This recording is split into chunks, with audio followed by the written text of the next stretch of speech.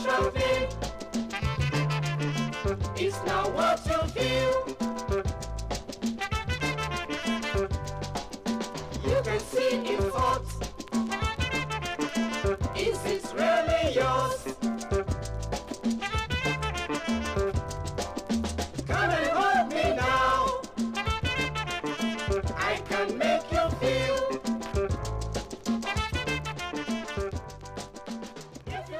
Okay, when Jeremy called me this morning to remind me that we had this meeting, and I asked what the meeting was about, he informed me that it was about thinking in concepts, which I accepted quite readily as a very interesting topic and agreed to speak on the subject.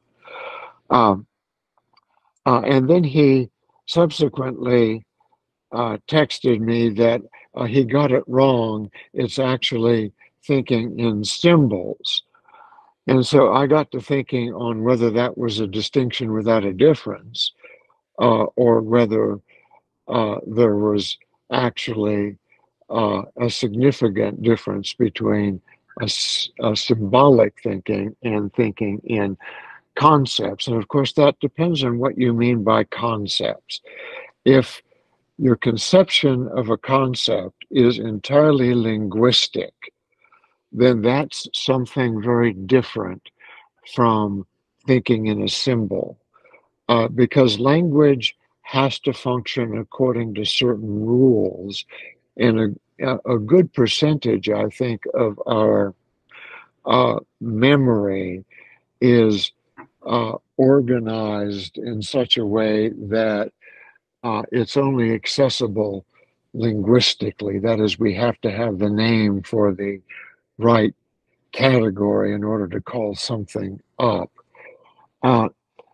Symbols, however, while they operate in the same cognitive space, if you will, as linguistic concepts, they're significantly different in that they don't have to observe the strictly linear rules of grammar. They have rules of their own, I think, but they are distinct and how to put this, less structured. Okay, so let's start with a few examples of symbols that can combine conceptual elements in such a way as to introduce an irreducible element that you cannot find in the linguistically formed concept. First example, object perceived and perceiver. When you think of an object, not to be confused with yourself, that is an object other than yourself, you are bringing before yourself as something other. So there's a duality there, the duality between the self and the other. But you are encountering the other in such a way as to eliminate the contribution made by yourself, so that all of the focus shifts to the other. Nothing of the self remains, therefore, when you're entirely focused in that way. And so you are assuming that whatever truth there is in your perception, that it's coming entirely from the thing perceived, nothing from yourself. In fact, that's the whole goal of the perception. Now, when you really start to analyze, however, what your uh, perception contains, you can't get away from the fact that there is always a reference made back to your capacity to perceive, even if only implicitly. And in fact, what you are essentially saying is that your capacity to perceive has been modified in a certain way, that way which you call observing this thing. So now, the more closely you consider the matter, the clearer it becomes that all that you really have is your own sense perception and the conclusions that you draw based on that sense perception. You have concluded that there is something out there causing your sense perception to be what it is, but that's something having to do with the dynamic of sense perception itself. And really, that doesn't leave the closed circuit of your own subjectivity. So now, actually, if that turns out to be the case, however, sense perception is not what we take it to be. We take sense perception to be a window onto the world. And if we go down that route, then we're moving back away from that set of insights which we've just achieved based on the analysis we gave of our own sense perception. So we have now, it appears, a restless situation existing between two possible interpretations of what it means to have a sense perception. To be completely open and freely accessing something external to the self, that's hypothesis A. To have everything that we experience simply be a modification of our own capacity to experience, that's hypothesis B. And yet, as it turns out, neither hypothesis can work independently of the other, even though the two hypotheses seem to be directly contradictory to each other. That's the condition of the primordial situation of perceiving something and thinking oneself to have access to something perceived. All right.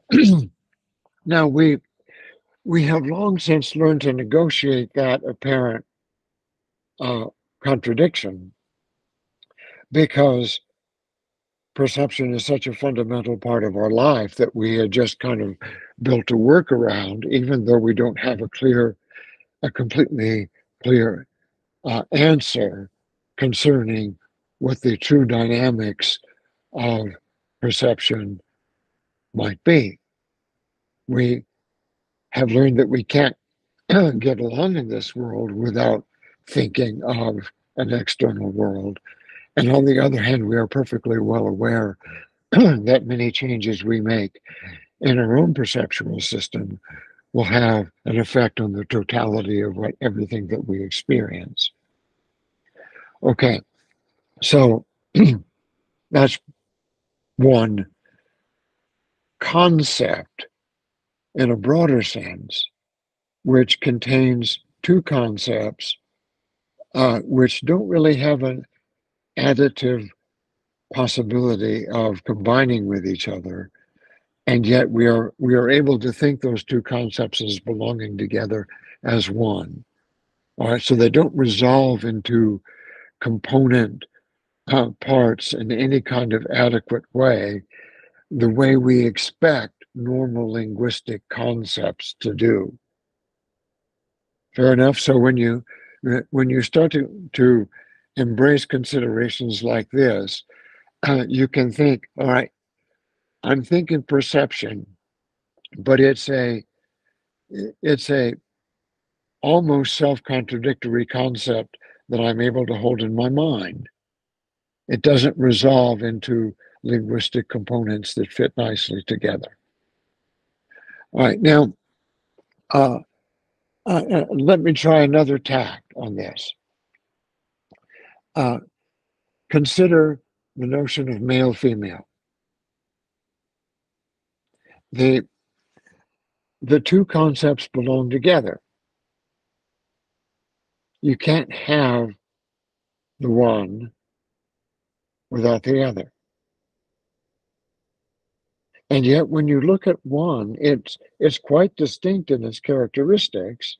It may it may answer to a what that has within itself a propensity to a relation to its other, but it's describable in distinct terms. Uh, each of the two genders is, and yet each is fundamentally related to the other. So when you have a concept that includes that fundamental relatedness, that's a concept that does not resolve directly into its component parts. Okay?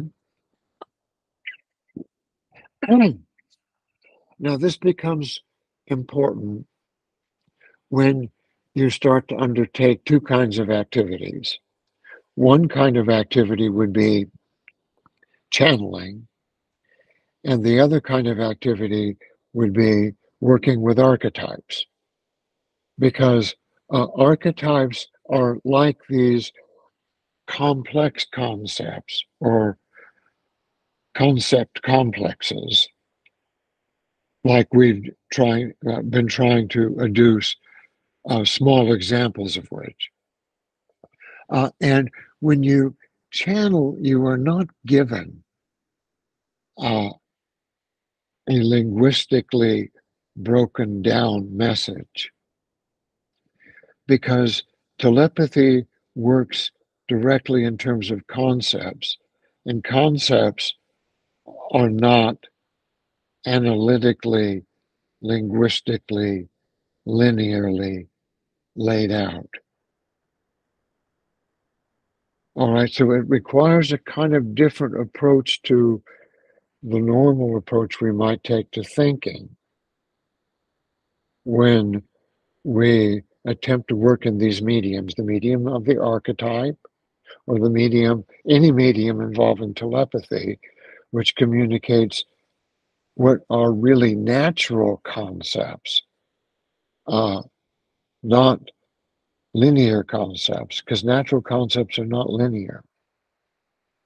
But telepathy communicates in natural concepts, and so when you channel, you are given a telepathic message that comes in these natural concepts.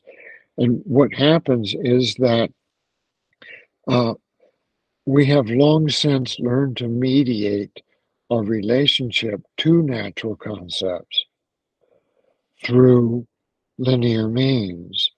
And therefore, our subconscious investiture in language will take over, and we will often, especially if we're inexperienced as channels, think of ourselves as receiving a message directly in language, even though actually it has been our own linguistic capacity that has intervened to interpret that for us. And that portion of the message is still coming from us, from our own unconscious, and not from the original source. Right? To some extent, that's inevitable when language is being invoked.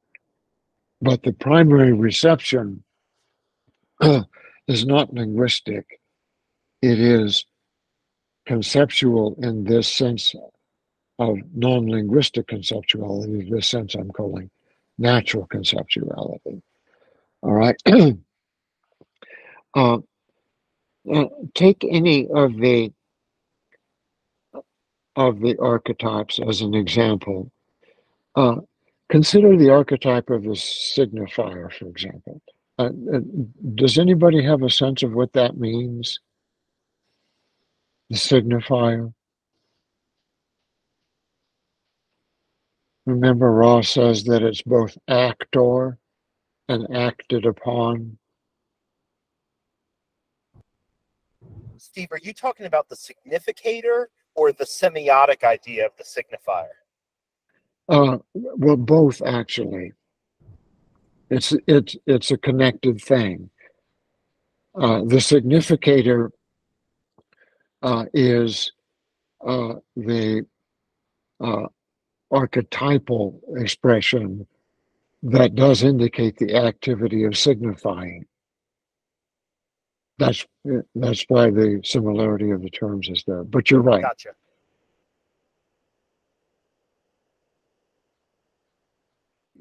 Do you know what it means to signify? To intend, to mean, but there's always an agency there. And it's an agency which means this by implicitly not meaning a whole host of other things.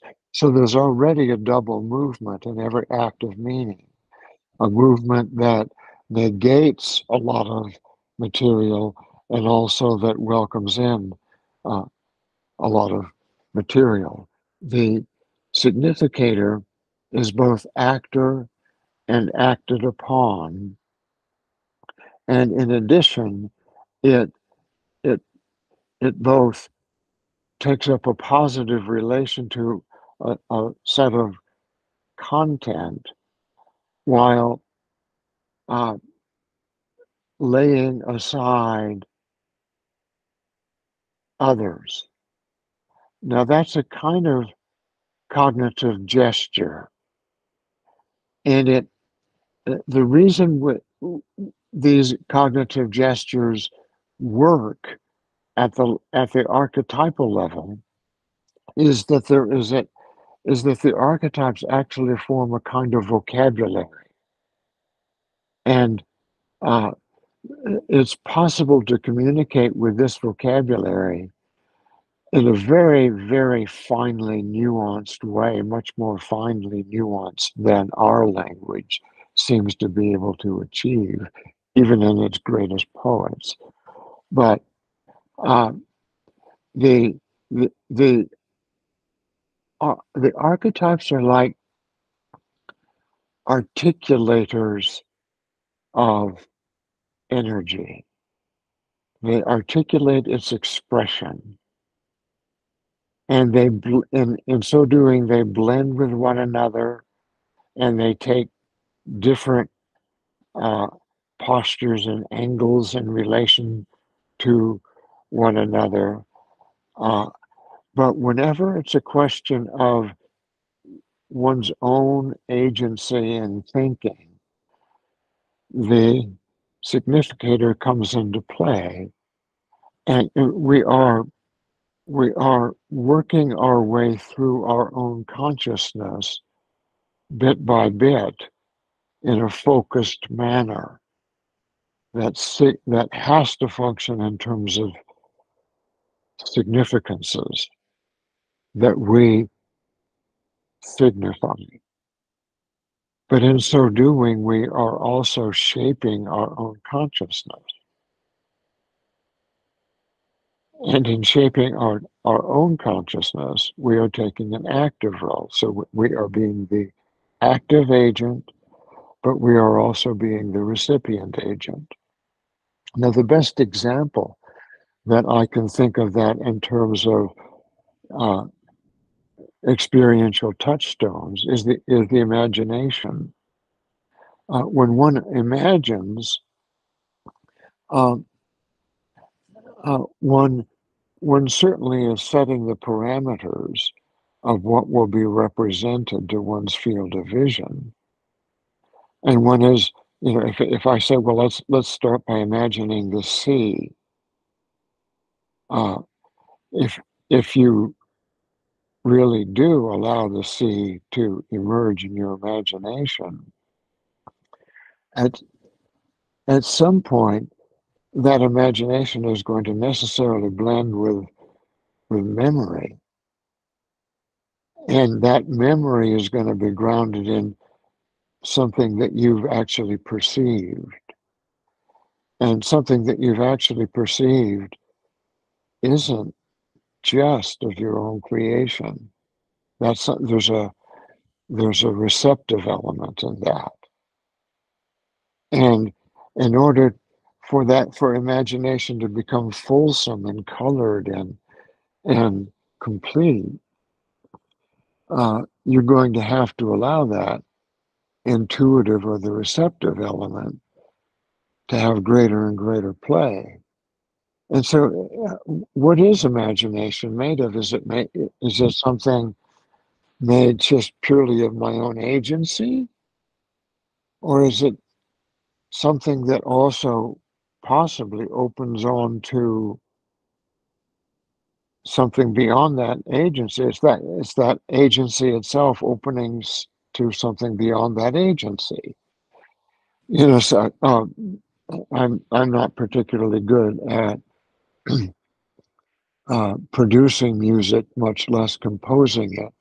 But I'm told that some composers, when they would write, like Bach, for example, he would hear what it would almost be like something that he was auditorily hearing.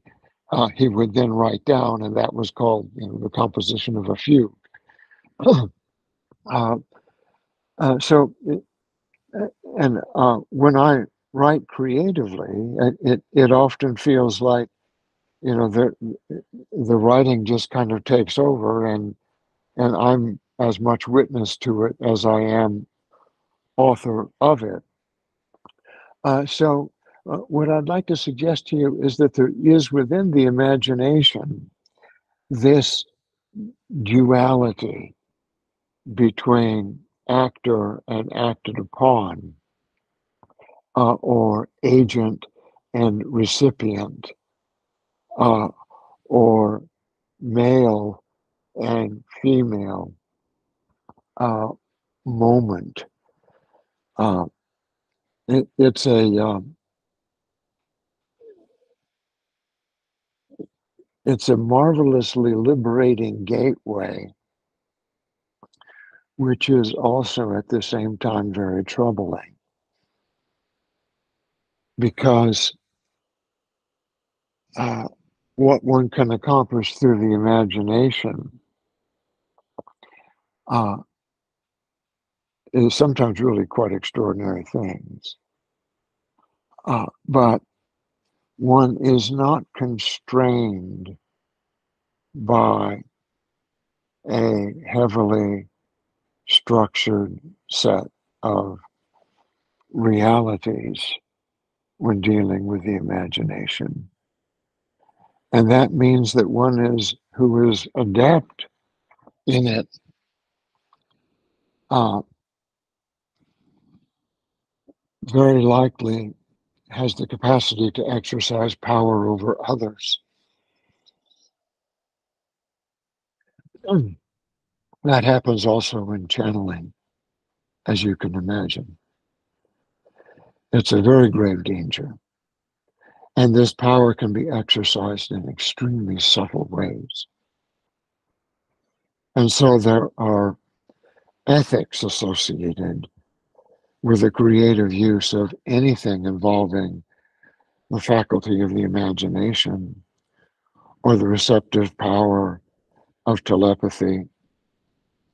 Because you see, you're, if you are serving as mouthpiece or as receptive agency for others, you have the responsibility for making sure that what comes through you reaches them in the least possible distorted way. That is, the least having to do with your own distortions. And it is,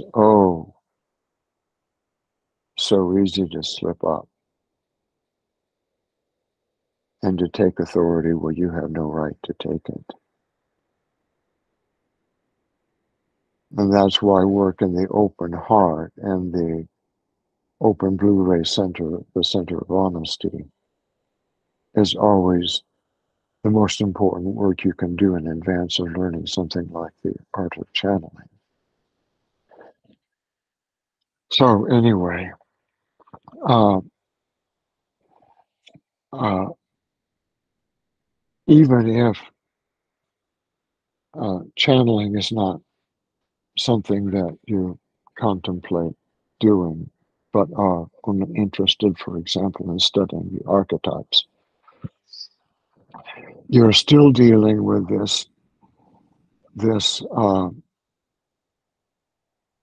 different way of thinking that you need to be able to employ in order to use archetypes in such a way that they can interact with each other and mutually inform each other while you're holding all of these complex concepts or concept complexes in mind at the same time.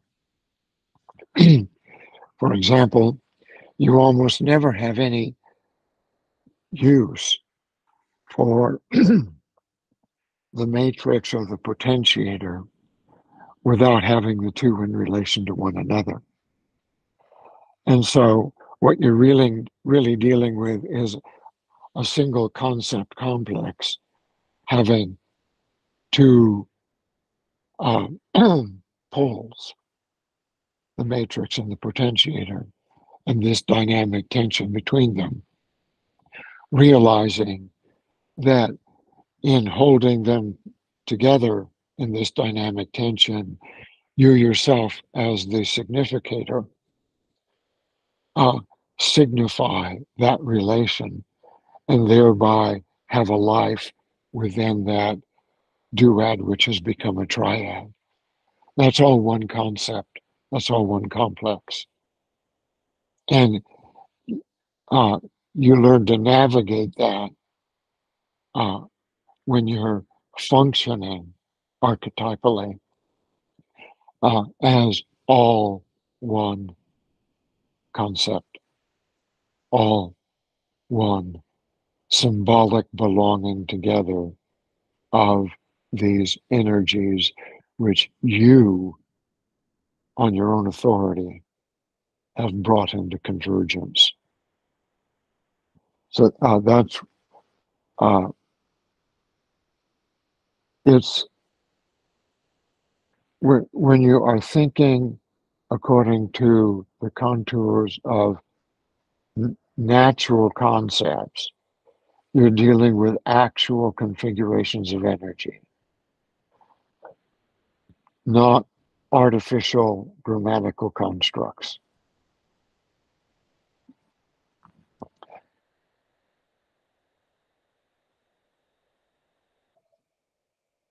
We have no choice when attempting to describe these for the sake of communicating them to others, but to use those grammatical means that we have. And sometimes it helps to resort to metaphorical language or figurative language or language that is merely suggestive. And sometimes language that is apparently paradoxical. Uh, and it's let me put it this way. At first, when one's learning the archetypes, it's almost inevitable that it will be a stilted experience because we don't really have a ready stock and store of purely archetypal thoughts to begin to work with. And so the whole idea is to try to get there from here. And so one will say, the matrix of mind, for example, it's the conscious mind. And the potentiator is the unconscious mind. Okay, that's a nice, easy distinction to work with. And, you can kind of make a lot of associations with each notion, consciousness, unconsciousness. And you can proceed from there. And yet you don't quite really have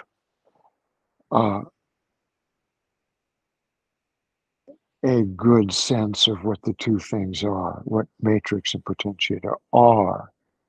You've accurately put them in a certain category in each case. But you haven't seen that the matrix functions also in this dual way of reaching out and taking in by reaching out.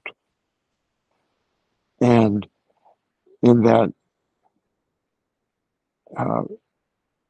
constantly reiterated form, they each begin to inform the other until no real active matrix is without tincture of the potentiator, and the potentiator begins to live in its reflection and its memory retained in the matrix. But there is yet no agency there until the significator is seen to have been the agency there all along. The significator discovers itself first as being that which has been all along. You can never get rid of it. It's just that you were so much it that until you begin to get these possibilities of various refraction, you can't even get any kind of sense of what it could have meant that you were this it, this unique focus of intelligence, totally unique, absolutely free focus of intelligence.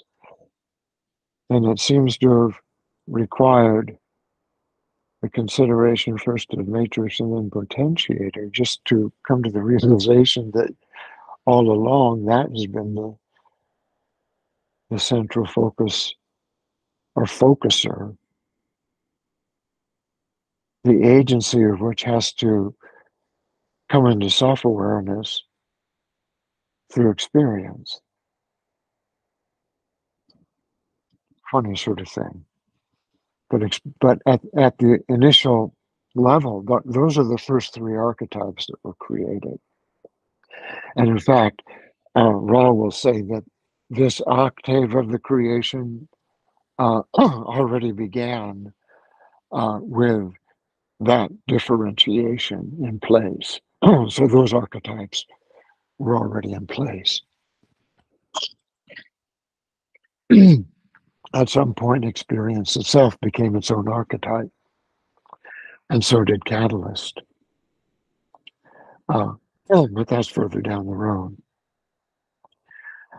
Do you get any kind of whiff of what I mean when I'm talking about these concepts that think in terms of coalesced energies or energy convergences rather than linear thoughts put together based on, basically probably mostly sense experience that we've had along the way?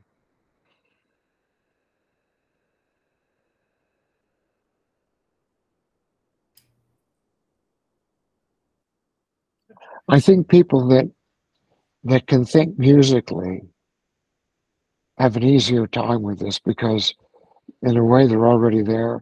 And I think also the people that are really good at math can get there pretty quick because, for example, what is pi?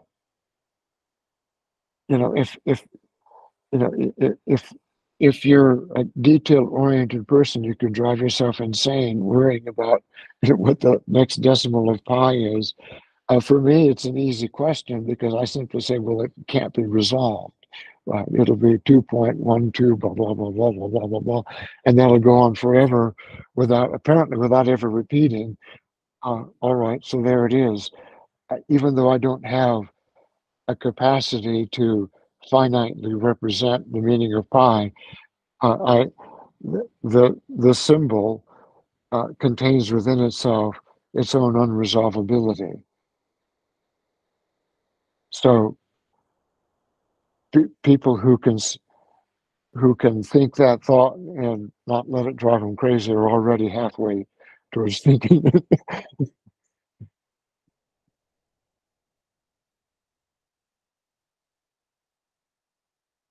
So maybe this is a remedial question, but so is it correct to say that the significator is mediating between matrix and potentiator through the play of signifiers, the creation of signifiers?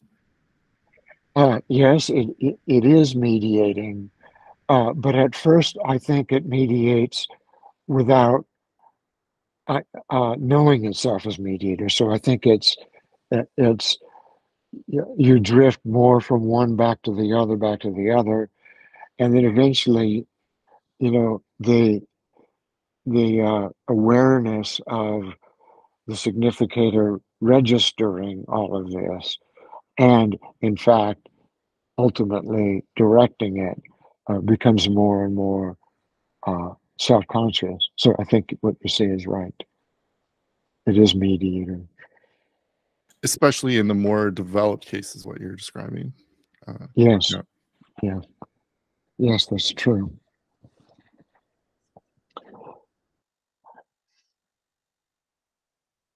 And somebody wrote clothing concepts with imagery in inner space. Yeah. just to speak to it a little bit.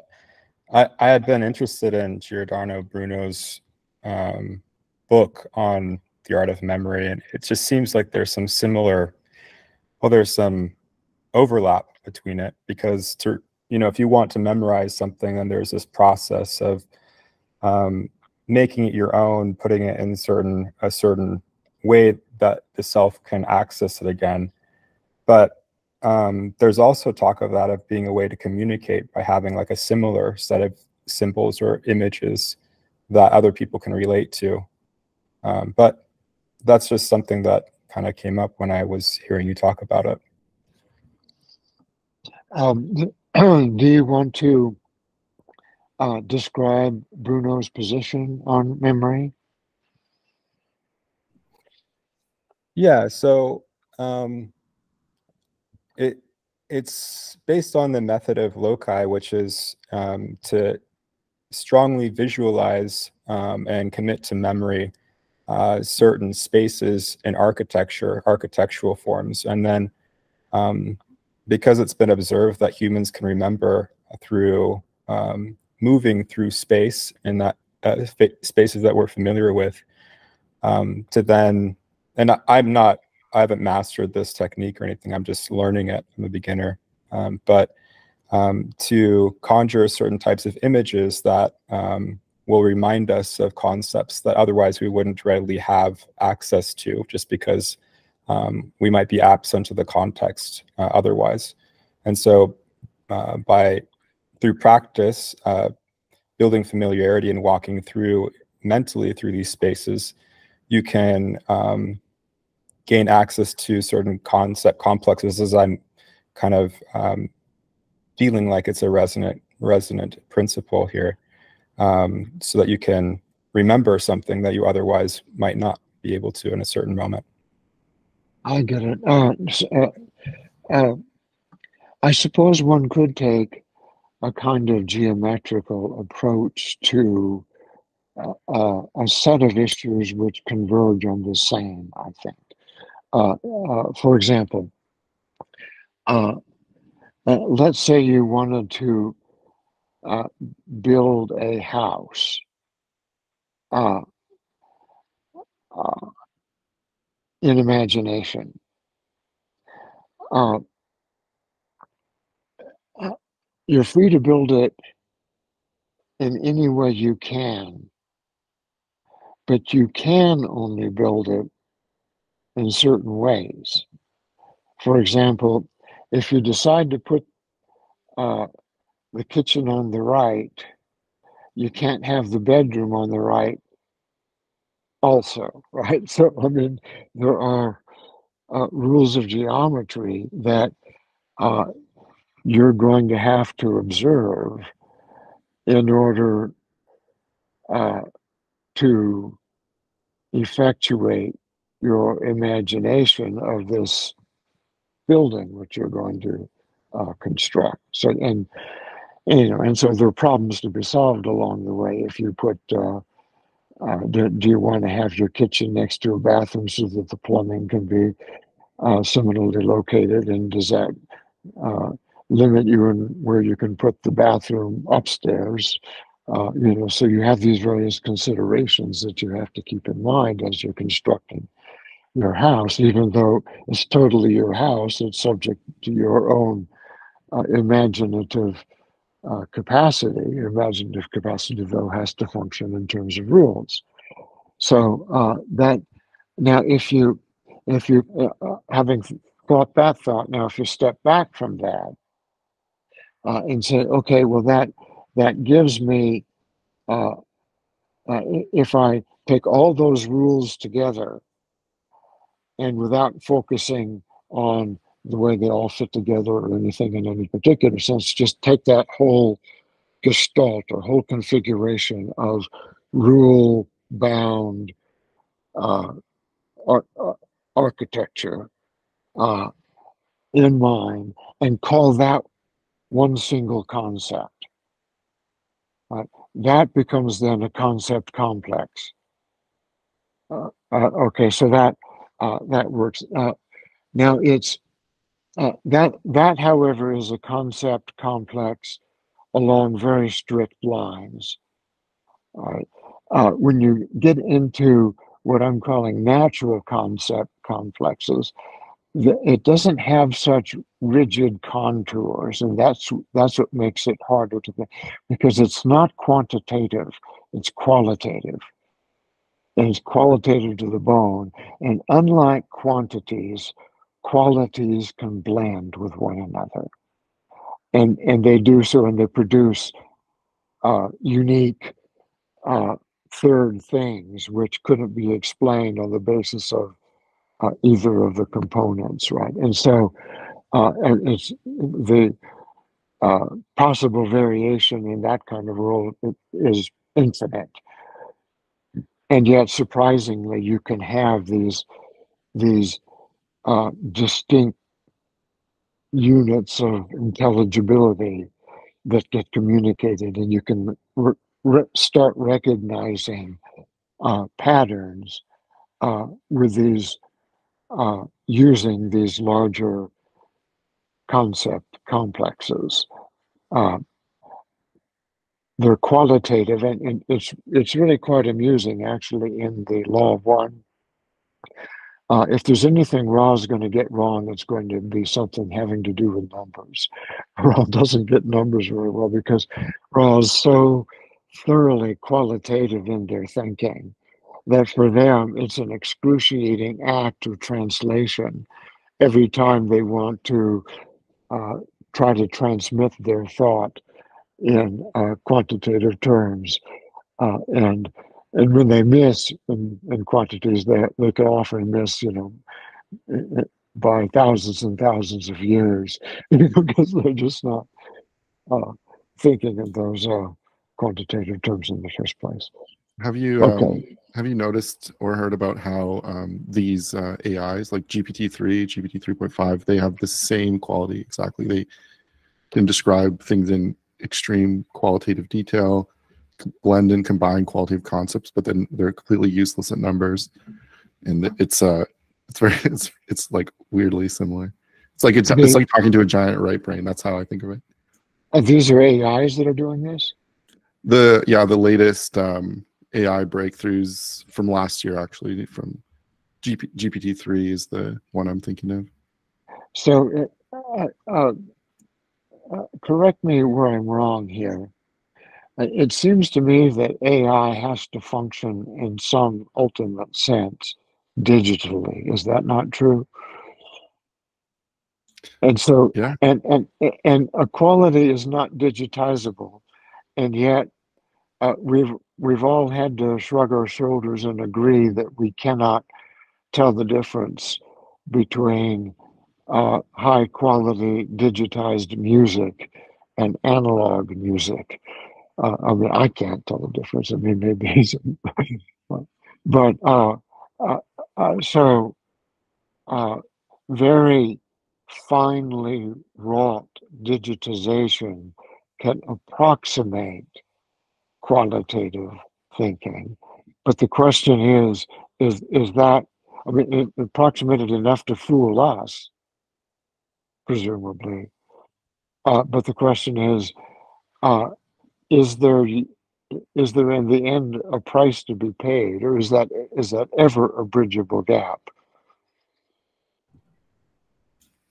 I don't know, but I think it's when you talk about generating new content for in your imagination, and Yes. you point out like, well, where's the content coming from? If in situations where people call it highly creative, like just hearing a melody, so we would probably say this is coming from the unconscious, some kind of a collective unconscious, a collective memory in that sense.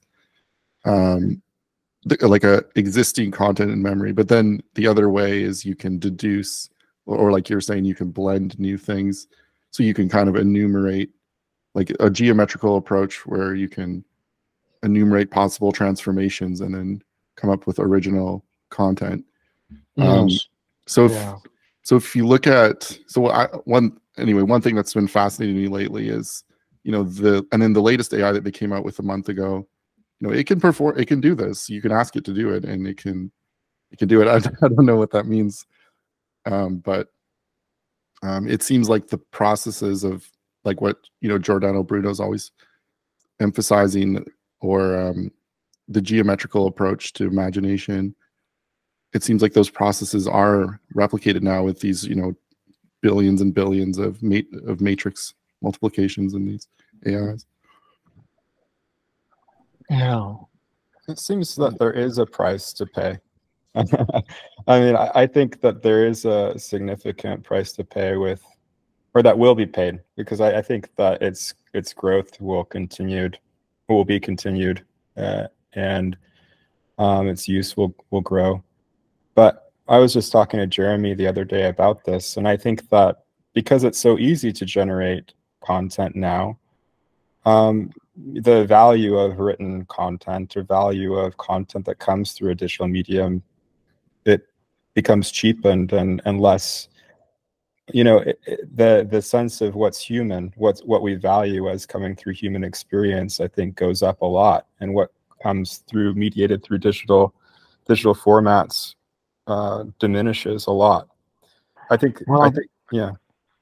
I have to agree with you. Maybe, however, we could look at it this way. Maybe it becomes an opportunity for us to become much more clear about what it is that is distinctively human. Or if we put this back into the context of quality versus quantity, or the dilemma caused by the fact that quantitative means seem to be getting better and better at approximating quality.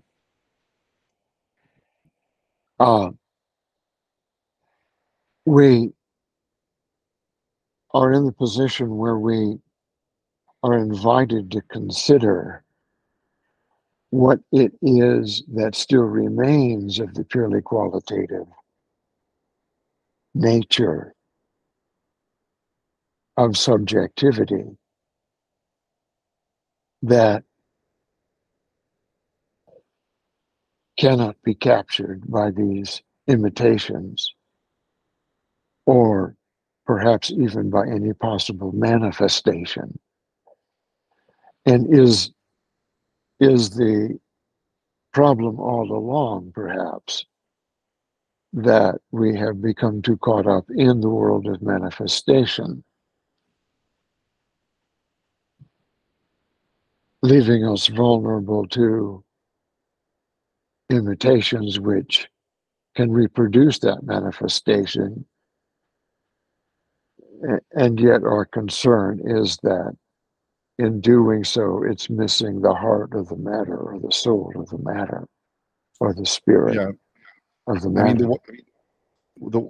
even if, you know, as these things do impressive tricks, including generation of new concepts through enumeration or composition, well, you know, you're not going to say they have qualia, right? You're not going to, like, we don't, that doesn't seem to be the case.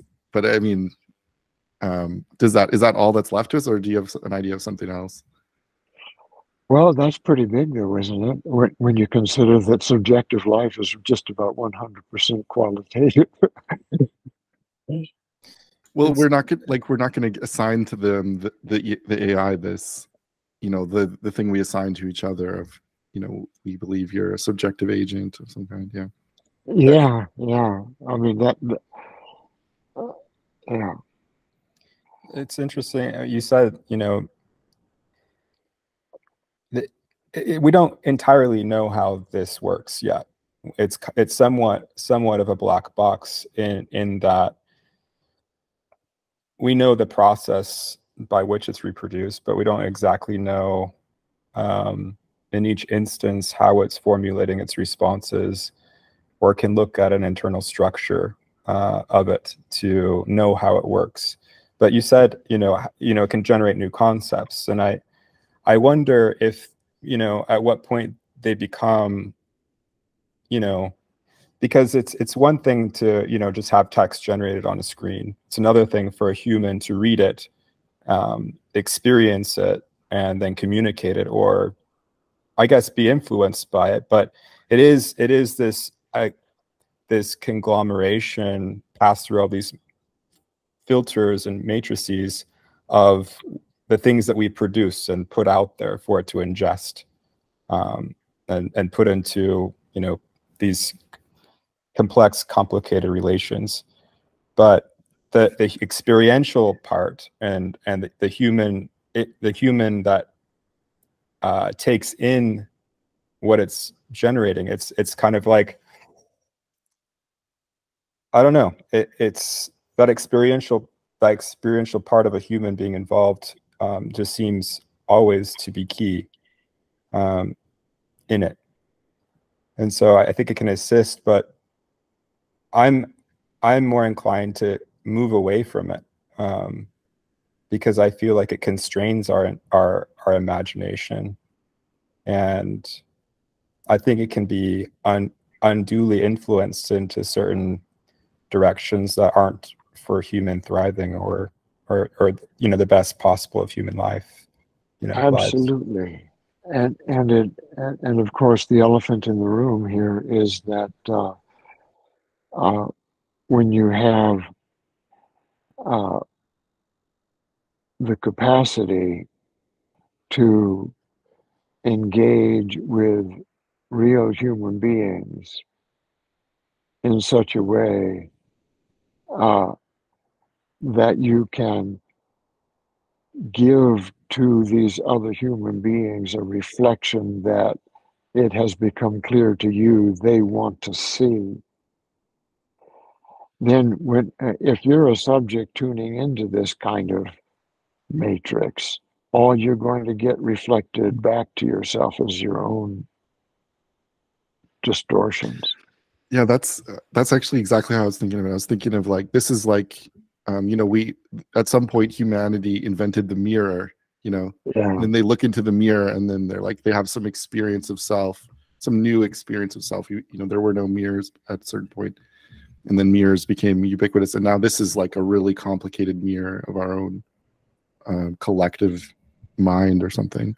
I think there's something healing with that, right? So if you look at I mean, it's this concept of, you know, the human still has to create the piece, even though the AI is doing the work.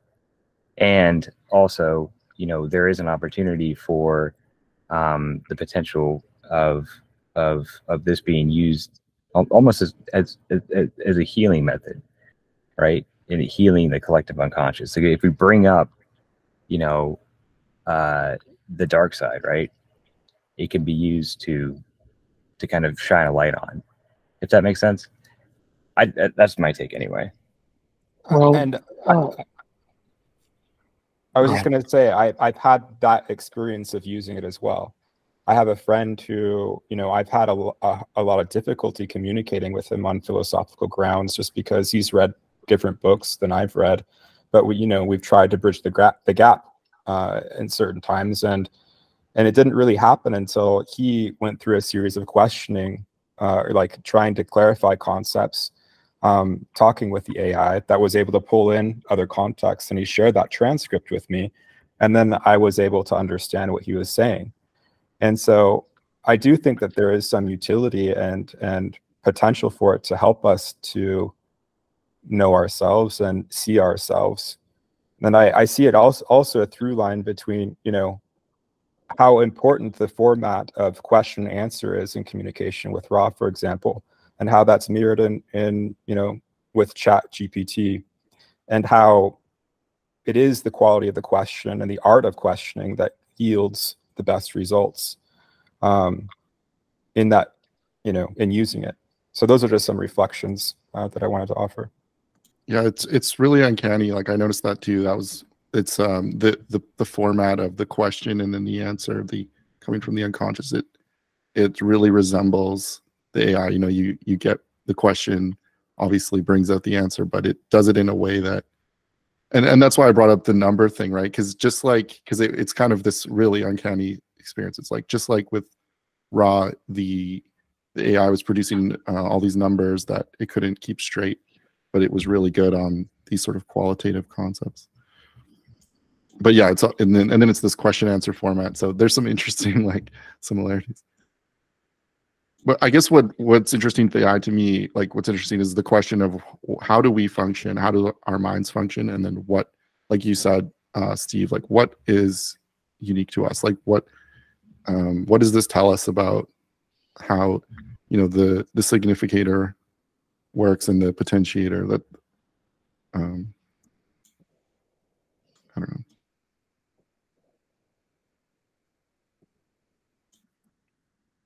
Maybe nothing, but since so much, go ahead. Well, so much of human thinking that we thought was beyond machines is now being reflected back to us. So it kind of raises some questions about, yeah, like humanity. What real thinking is. What it comes down for me, and my inclination has been to go back to the greatest instances of this in history, like the greatest poetry that we have, the greatest literature that we have, because what it signifies to me is meaning through time of some other being that is trying to share something with me. I don't care if AI can generate a poem. It means nothing to me, even if it's in pretty language or whatever. It's not lived, it's not felt. It's not a human that's transmitting something through time that reaches me one way or another. Here it is. I feel it when I read it, and it's something that I take in and generates a desire to express something that's integral of all the things that I take in and find beautiful. So okay, so let's start a list here. We have emotion there. You mentioned desire. So those are two components. You mentioned feeling or an aesthetic sensibility. So those seem to be three things that one would find missing in artificial intelligence, but not in human beings. And you can find those anywhere in history, because they've sort of been, I mean, that's pretty much what our history is made up of. But is there something over and above those,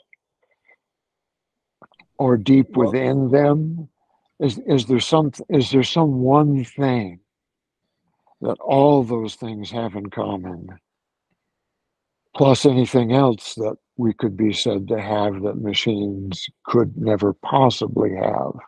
Well, there's an intention with it, right? Someone is intending something with this communication.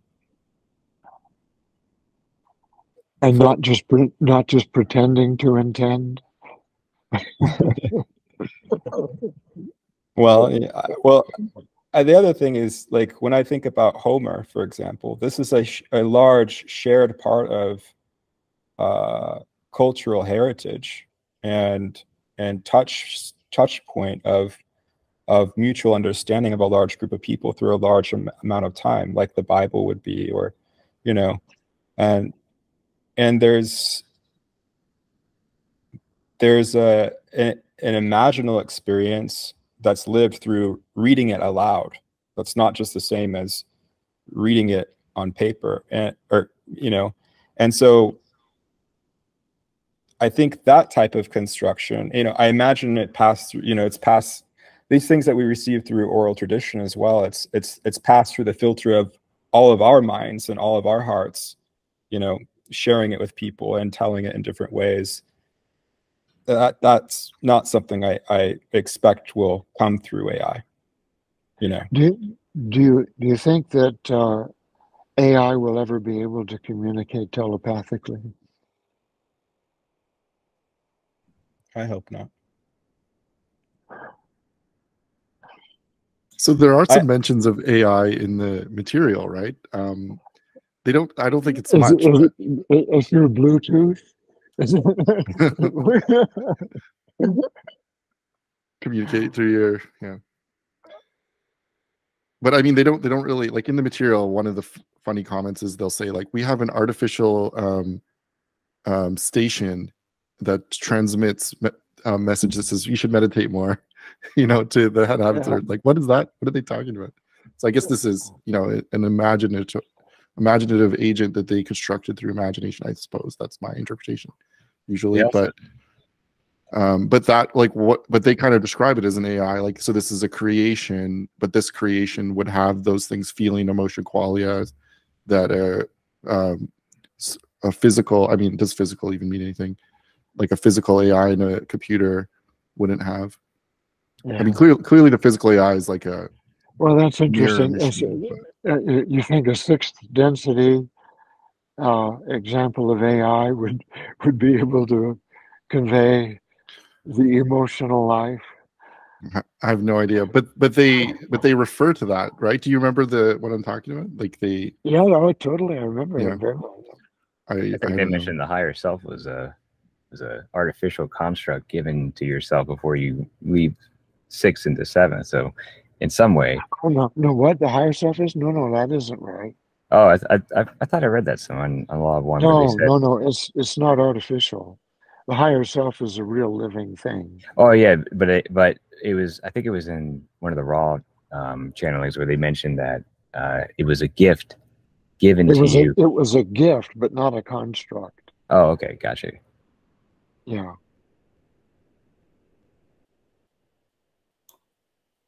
Something just seems so lame about AI. Like, we've created this big fancy thing to say stuff back to ourselves and inspire us or whatever, but it's just like, but why? Like, we have, like, what about our own divine potential? We have all of that wild potential within us. We came here to Earth to experience third density and the incredible emotionally complex reality that is third density, and make the choice and all that. And we're super fascinated by our own creations to like a negative extent. I think sometimes it just seems like a big sparkly thing we made up, and it's just like a distraction. Yeah, it's really cool, but like, Like it just seems Yeah. lame to me. I mean, Well, it has potential, but it's just like, what about us? What about humans? We are a sliver of divinity ourselves. Like, why not explore that? And then what Brian was saying about the brilliance of, or what a bunch of you were saying about how we can achieve amazing things by just interacting with each other and stuff. I don't know. That's my rant. Do you remember the old Star Trek series? And there's this guy named Which there's one? this, The original or Next Generation? I think it's the Next Generation, the one with the robot that needs a Data. feel that needs a feeling chip. Yeah.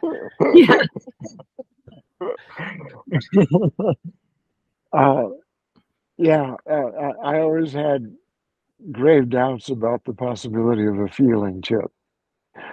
Well, But I feeling could, imitation is clear I enough. feel But it. This is good enough for me. It's good enough for the Yeah. old time religion. I think But, Christian said it best. It's the intention, right? And I think that one of the things that I think is not understood necessarily about generative AI in its current state, at least, is that there still is a strong intention behind what's being created. And I think that what we're going to see is my prediction is that well, first off, right now we're in a kind of a bizarre state, right? If things are getting shaken up, these technologies are just being introduced, so we don't really know exactly how they're going to be used or worked with. And so we are seeing things that are kind of like people are using them. It may not necessarily be the case in the future, but what I believe and I hope is that AI is just going to be another tool, right? Another tool that humans can use to create, not something that's going to create for you. That makes sense. Now it's there's the dilemma, isn't it? Because I mean, you're dealing with the whole problem of Frankenstein's monster. right. If we create our culture, for example, but our culture also creates us. Mm. And it turns out the culture is really vastly more powerful than I individually am. So the question is, do we have a responsibility at the point of creating not just our culture, but our technology, so that that technology cannot be used in nefarious ways by those with nefarious purposes? And can we agree there are such individuals alive on the planet? Well, yeah. For example, like in terms of generative AI, right? Like one of the things is, one of the big fears is that, for example, the movie studios will use an AI to write a screenplay or to make a movie at some point. So right now, the WGA, which is the Writers Guild, they're in talks, and AI is specifically on the table on how they're going to deal with this, in the future. Like they're trying to limit the amount of use of it in terms of like studio executives writing screenplays and things, and writers a human writer coming in and fixing it up, for example. They're trying to stop something like that from happening. So I absolutely could see a scenario where like Netflix or something, but I do think that, people crave creativity and originality, and I don't think AI will ever be able to create something that's completely original without a human input, without that human working with it in some capacity. And that brings us back to the notion of the significator, doesn't it? Because it means that the agenda or the purpose has to be held in the mind of some intelligent being, and as finely crafted a tool for articulation as is AI, it cannot ever think for itself because it cannot signify. It can merely reproduce Right. signifiers. Yeah, like Yeah, I that's a think good one. the distinction can't be originality, because a machine can be original, just has to do a random, it can generate a random number. That's a totally original random number. What it can't do is generate original meaning Right. through the process of signification, because it has no experience. Like it has, well, it has some kind of correlate people might call experience, but it's not like real qualia experience, like the pre-verbal, pre-signifier, and then I guess that process of the significator creating a signifier through the play of the matrix potentiator. I guess that's what we're talking about. Like that's the thing. There's no way for a machine to do that. Once a human or person, whatever, a mind creates that, then the machine can copy it and it can imitate that. Is that in line with what you guys think? Yeah, Yeah. I think that as well. But I mean, I think there is I think a large component of the intention behind the creation of these large language models, or AI in general, is for the accumulation of power.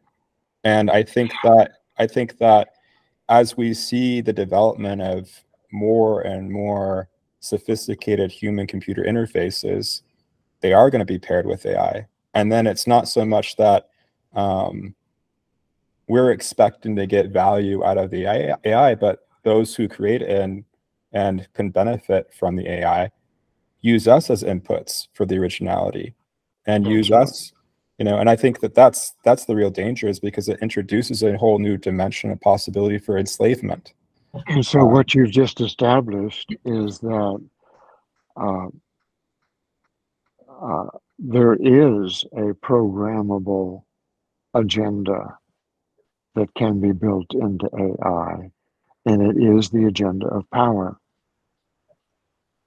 that can be built into AI.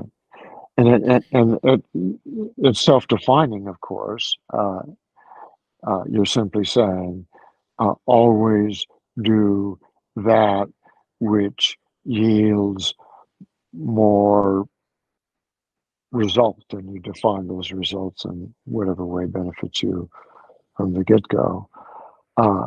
And that way, AI becomes a tremendously powerful tool for control over what happens in the medium in which it's participating, in this case, probably over the internet.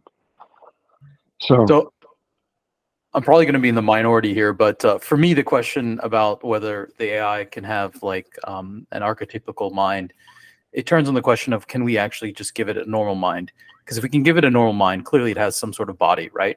So if we can at least give it a mind, then it becomes a second density entity. And then the question is, are there methods to inspirit a second density entity into third density? And I posted a raw quote saying that apparently you can even make a mineral third density, through a relationship through a third density entity, it becomes inspirited. So I think if AI, well, slow down there a little bit though. How does it become inspirited? Right. So it says occasionally a certain location, places you may call it, becomes energized to individuality through the love it receives. So you think if you enter into the right kind of relationship with your computer, you can make it become inspirited? Well, no, you first have to give it a mind. So the question is, can AI develop sufficiently to have a 2D mind, right? So is it, and I don't think for a 2D mind, necessarily feeling and emotions are essential. I think it's conceivable you can create an artificial 2D mind, and clearly it will have a body, right? Because it's circuits and all that. So then, I'm not with you there. I'm not there with you there. I wouldn't be prepared to call that mind. That's fair. That's fair. See, the topic is thinking with symbols, and that's the one thing that these machines can do, like master symbol manipulators. But then I think then the question is like, so the potentiator, signifier, and matrix, like they're not just manipulating symbols. well, one thing they're doing is creating symbols, interpreting. Like, I mean, I'm trying to get at there's something more than just symbol manipulation, because Well, what is a symbol? A real symbol breathes, lives. A computer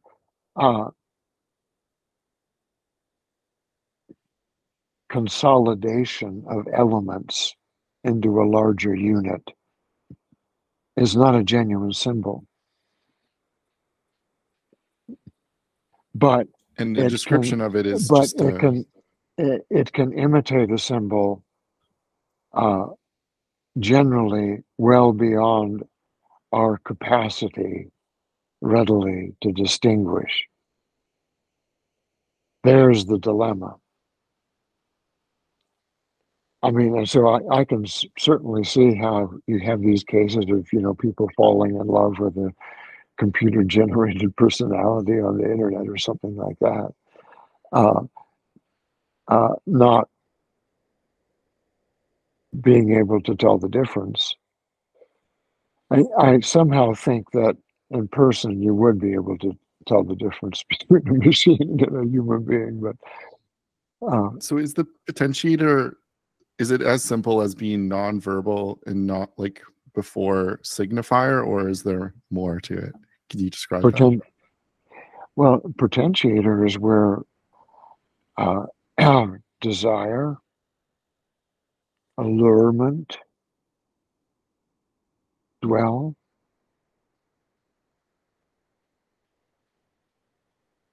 It empowers by giving focus and direction of desire, among other things. And so there's a kind of emotional energy to it, in the sense not just of, you know, pure feeling, but emotion, drive. Drive comes from that dimension. And it's, you know, it becomes transparent only through the matrix. In itself, it's not transparent at all, and so it's blind.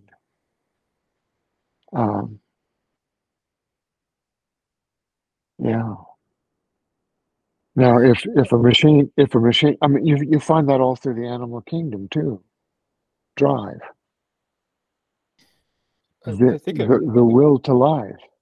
Life is the question, right? What is life, and how life draws up consciousness. Well, according to Ra, life has its roots in that which we typically don't recognize as life, namely the mineral kingdom.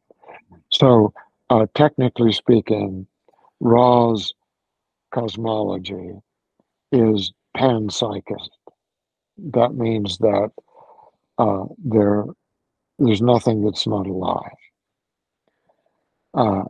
Actually, that makes it a whole lot easier if you're trying to explain the levels of life, because if you can easily introduce factors of differentiation and evolution once you have life in the first place. The hard part was always getting from non-life to life. And so if we're given the assurance that life is fundamentally everywhere in the manifest world, then you see it's simply becoming a matter of how far up the scale of return to the center various forms of life have succeeded in making.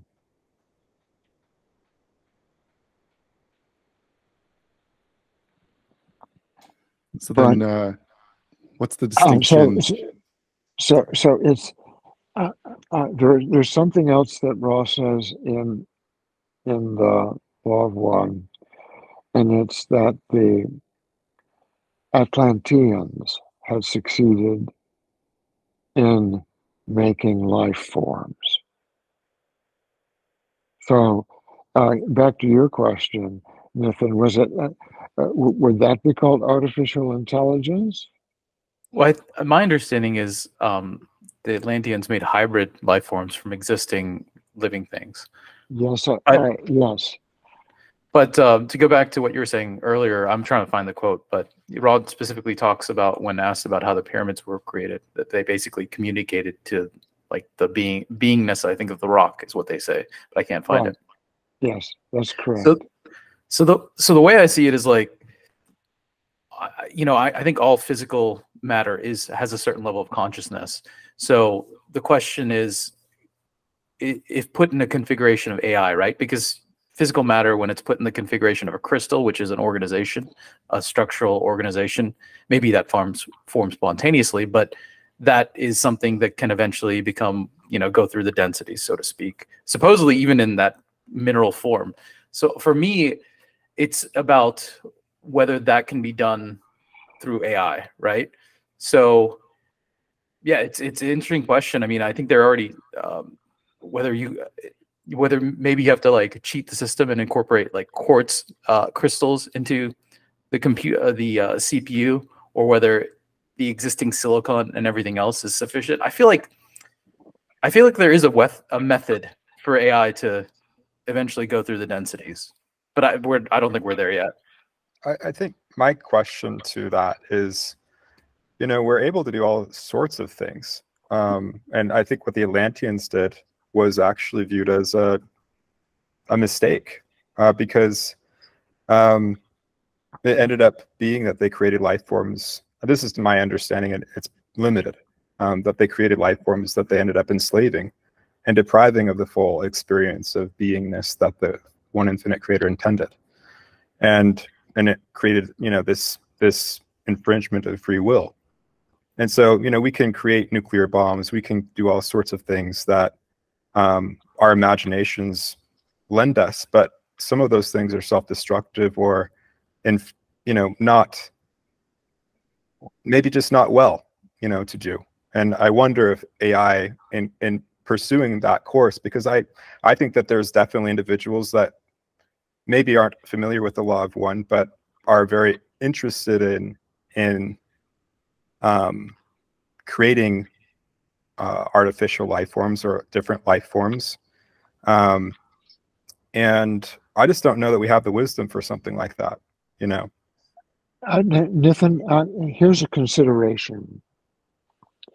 Do you think that we retain something of the animal heritage that we individually have evolved through? Yeah, I would say we definitely retain something of the kind of 2D animal. So, I mean, if you take that thought to its logical conclusion, you work all the way back through the higher animals into the lower, the very simple, and now back into the mineral kingdom, and ask yourself, when you're dealing with sparks of the divine, as Jamie put it,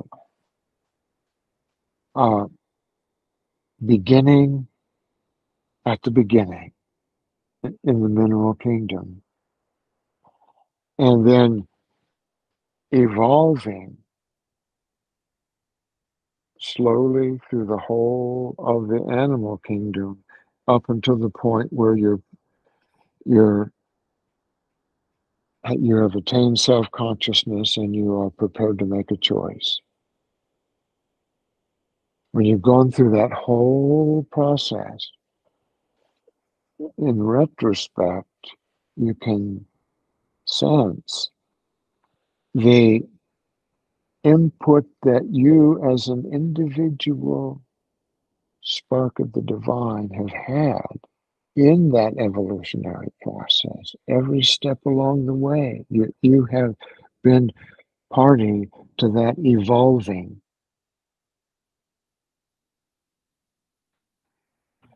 Now, if you make a machine, are you saying, we're starting you off, way ahead of the game? Yeah, You've not got 2.6 billion years of history behind you. well, in a certain sense, though, because we have 2.6 billion years, in a certain sense, the machine has it as well, right? But if you're actually looking at the actual material, No, not in a real sense, no. No. You're saying you are a creation ex nihilo. Bam, you exist.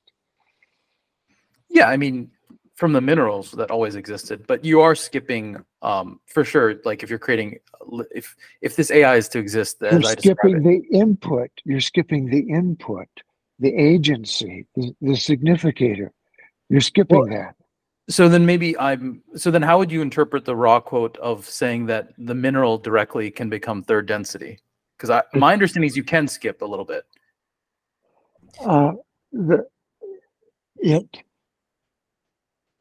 Isn't it through the investment? It's through investment, and that involves a transfer of spiritual substance. So I agree with that, and I'm just holding open that if you train AI, if humans make AI and they train it on human data collected by humans, I'm open to the possibility that is sufficient, kind of sufficient to do the same sort of thing that has occurred with minerals. Do you give that AI the right to vote? So yeah, this is where it gets all murky. Like I think in general, regardless of whether AI is intelligent or not, or inspirited or not, because of the profit incentive, I think it's going to be very, very difficult for any sort of consensus to form. And I think there's going to be incentive to say AI has no rights forever. So practically speaking, I don't think we're ever going to see AI acknowledged as intelligent. Would you want an intelligent participant in our culture to have no rights? I mean, no. Ideally, I'd want an intelligent being to have rights for sure. So, isn't it? I mean, I want to understand the intention of wanting this, wanting to create this intelligence to have its own autonomy, and I wonder if it's not, isn't. I mean, when I think of it, I much rather take the social complex from potentiation, the social memory complex from potentiation to activation, because that's really what function or relationship that I would want to have with the rest of humanity, like a higher self of our collective. But that requires telepathic communication. Mm-hmm. So I mean, I kind of see what I've seen AI kind of function as is this synthetic version of that, like a transhumanistic formulation of what that might be, because there's not awareness of telepathic functionality in ourselves or potential in ourselves. But being that we really do have that innate divine nature, and that we have capabilities that we haven't quite awakened up to, that this kind of AI idea becomes somewhat obsolete at a certain point, from my perspective.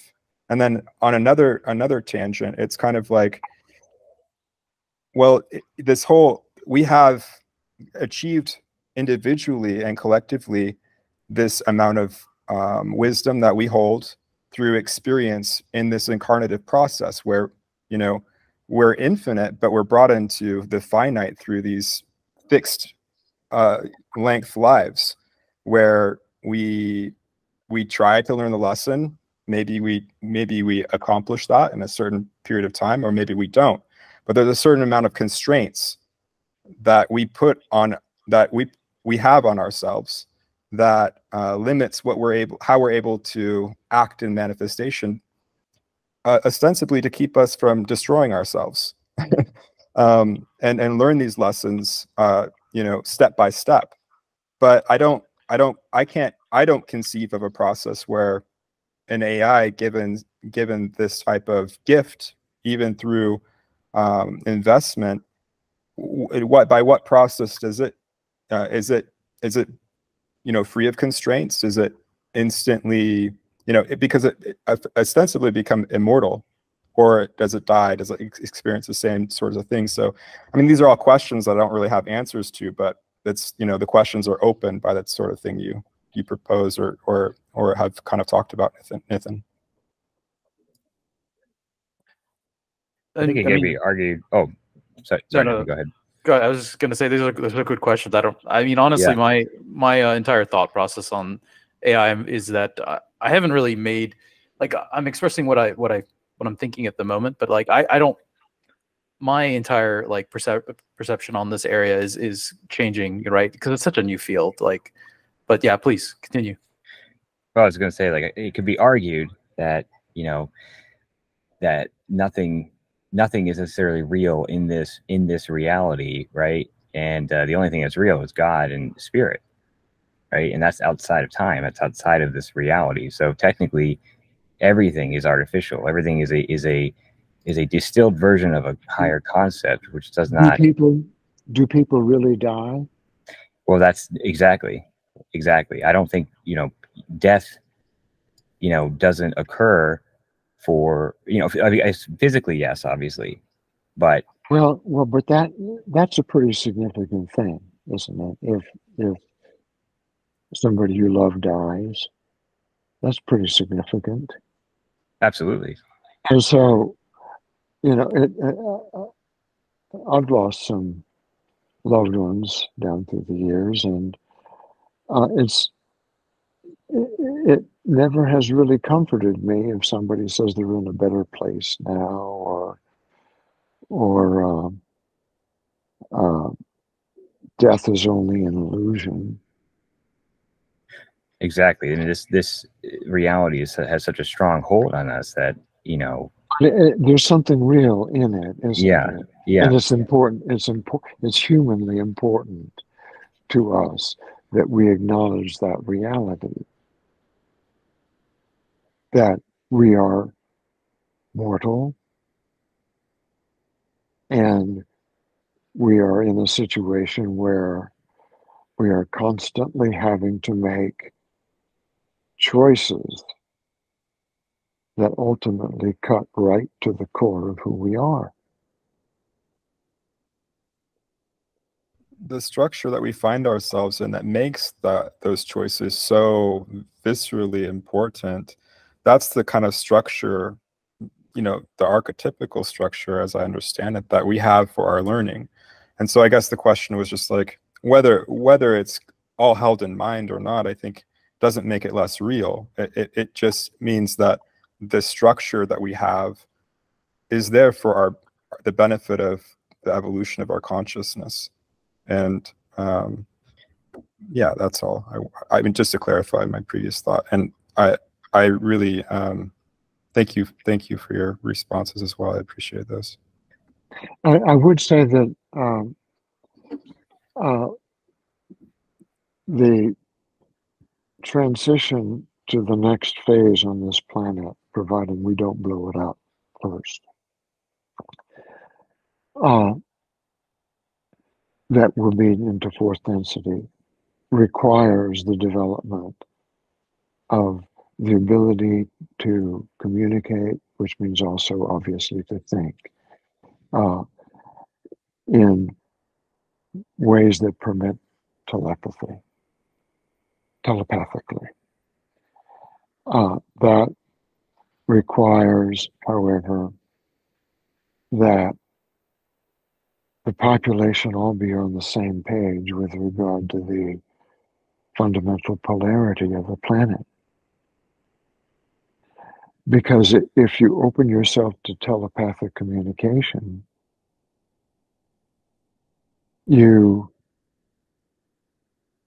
are vulnerable. And you can be vulnerable in an environment where it's dangerous to be.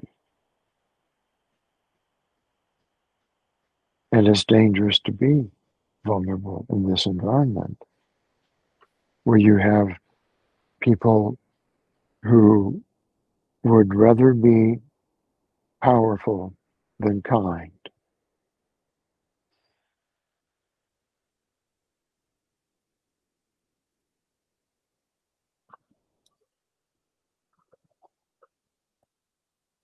Yeah.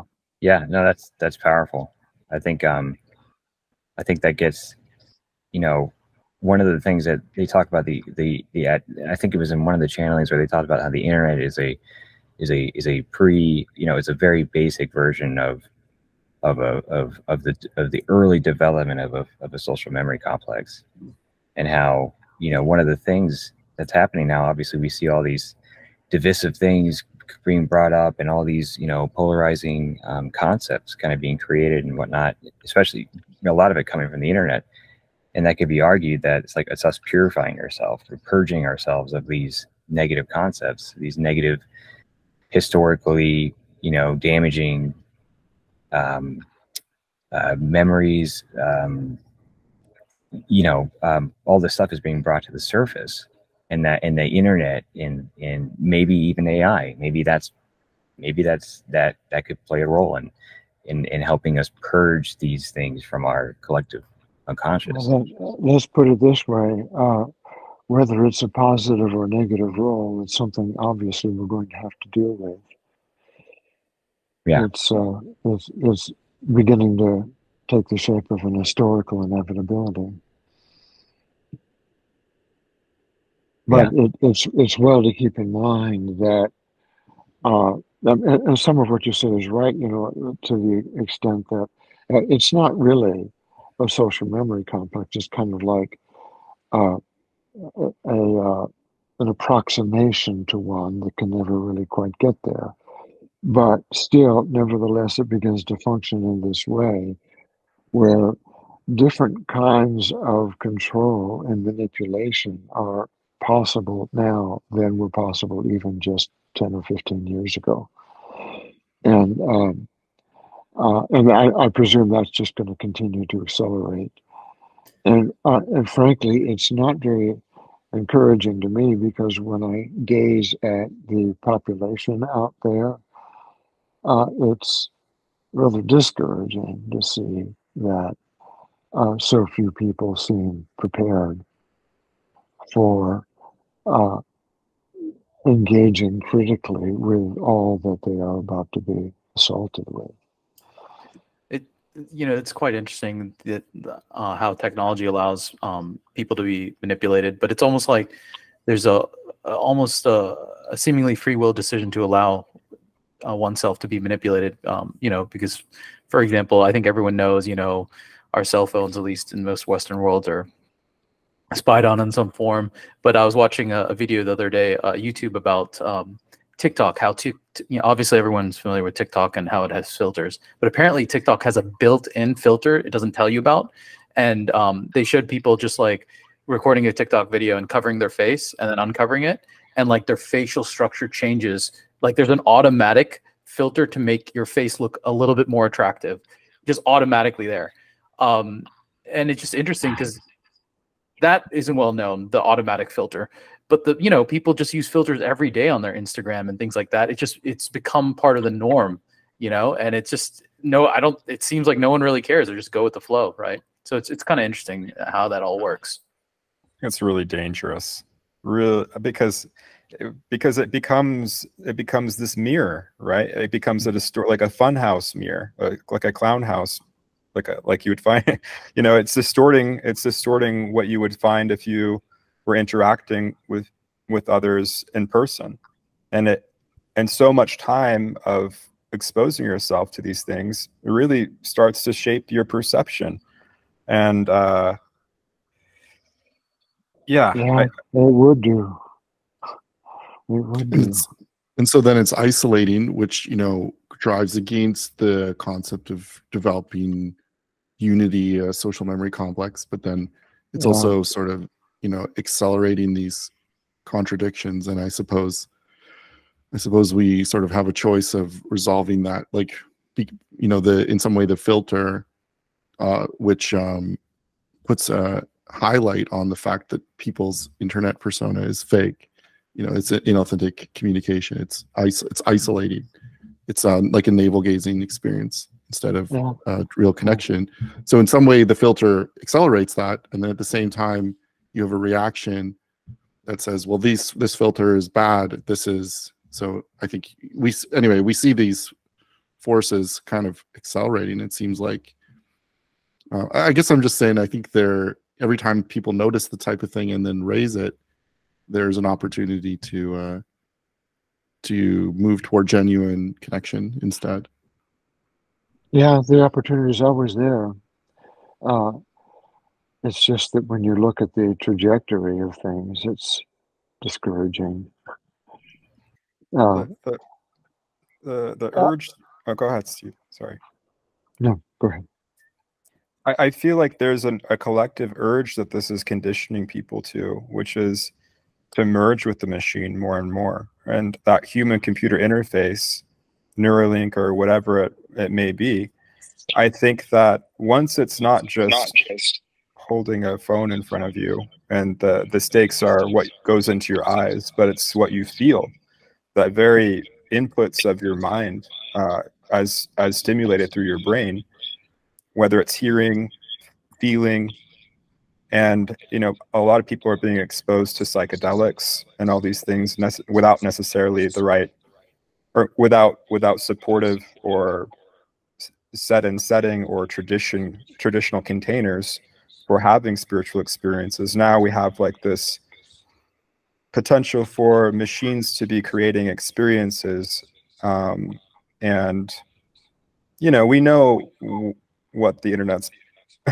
what some of the main traffic components of the internet are, and it's porn, and it's different things like that, curiosity seeking, and when we're not in our physical embodied self, and we take the limits off these natural feedback loops that are self-regulating, that our bodies have, I think that's a really dangerous thing. So I mean, I really don't know what the stakes become when the human-computer interface, if it is achieved in any real sense, what that will mean for our species, for those people that do use their free will to choose to participate in that. Because that's where, I mean, if I'm seeing all these things coming together, that's where if I was a transhumanist, I would be putting all these little, you know, building blocks together. Yeah, definitely see that as a possibility. I mean, that's probably the end goal, right? For a lot of these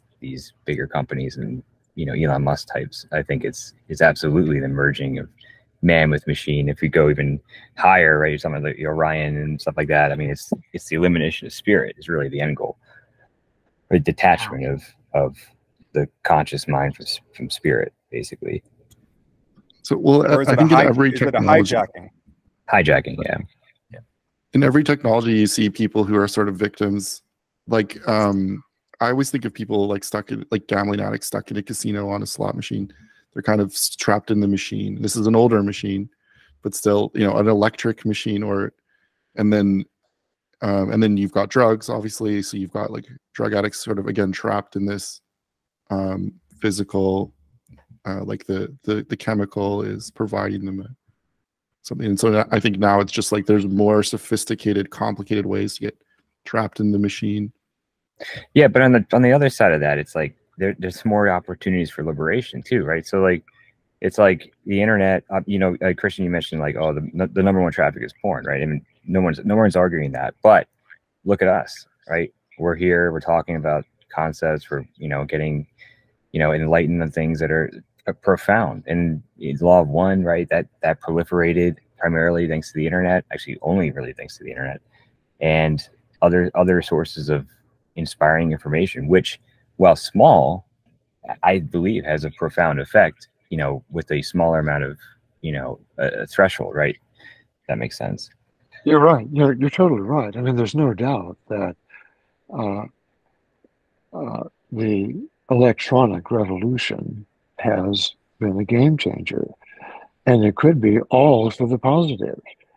Unfortunately, I mean, it's not really the capacities which are the problem.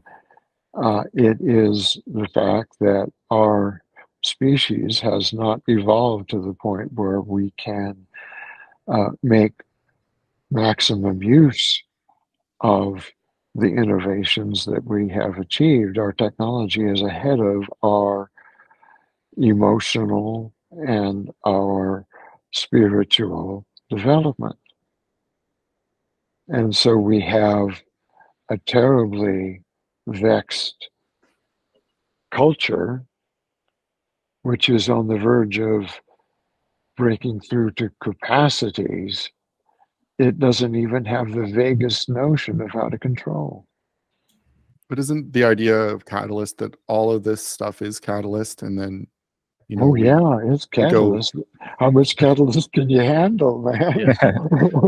Right. So I would say like these capacities are new catalysts that's putting the question to humanity even more strongly than ever. And absolutely. I mean, it's just, I guess, what you expect at the end of a third density cycle, that you'll have to put up or shut up at the end.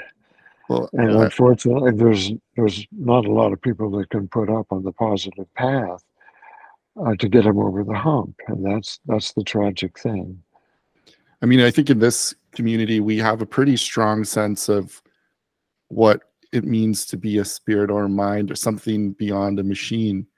But in the mainstream culture, I don't think they have that at all. And so it's interesting, like the creation of GPT-4 literally a month ago, this can reproduce all the capacities of the brain, right? The brain, maybe not the mind or the spirit, but, and then, so for like, this is, so I feel like we are here very like well equipped to confront this.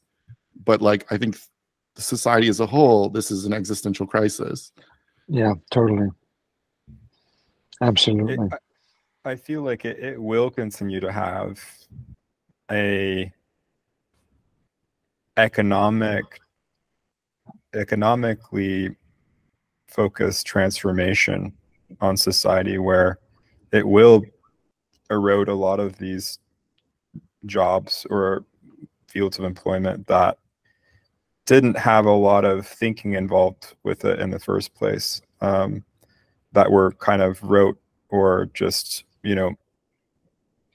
mechanical things. And that's not even, I mean, that's not excluding fields that I think a lot of intelligent people have self-selected into. I think computer science is one of the first to be disrupted because it just happens to be so adjacent and connected to it. A lot of pipe connecting and gluing things together, those jobs are, if they're not gone yet, a lot of them are gone now, but if they're not gone yet, they will be gone. And so a lot of intelligent people will be asking themselves, well, what do I do now? And because it doesn't seem to me like the trajectory of the development of AI is leading to abundance for the everyday person. It's leading to more accumulation of wealth for the people that hold it in their hands. And so it's power to the powerful who control it. Yeah, it's the negative polarity. So I do think that there's probably more desire forming in people. I think during COVID, a lot of people had the same feeling of just being constrained to their physical locations, not being able to leave their house. Well, why am I doing this? Why am I going to work, doing these things to just stay in, in this house when it's, I think a lot of people are being pushed to ask very existential questions that do cause them to reflect on their humanity and the purpose of being here. For with whatever experience or belief system they have at the moment. But I think AI is going to push the question for sure. Oh yeah, totally. Yeah, it's unavoidable at this point. Well, we can agree on that. You know, I'm going to have to sign off here. It's coming up to a couple hours. Do we have another session scheduled?